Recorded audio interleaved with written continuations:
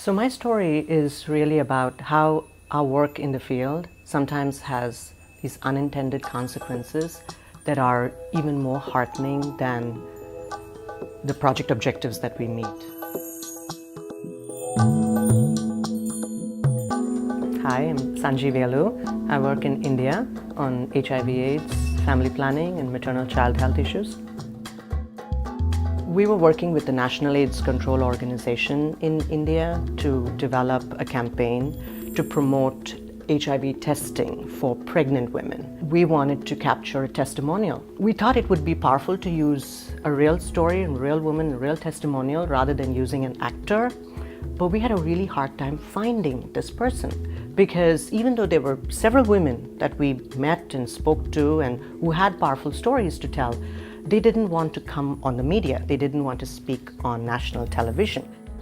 But then we did find this one person, Nagamma, who had gone through the whole process of testing. She found out she was positive. She was really scared, but somehow she mustered the courage and she said, you know what, I'll tell my story. And she had a baby who was negative.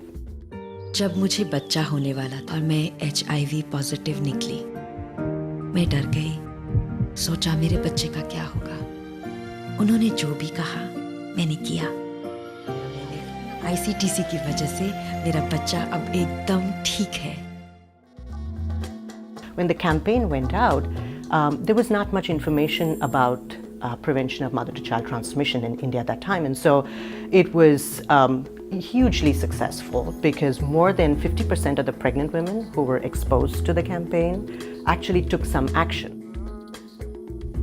When the project closed 2 years later and we were putting together our end of project dissemination event, we wanted to invite some of the people we had worked with to come and tell their stories. I wanted to tell Nagamma's story, and so I dug up her number from 2 years ago, called the number.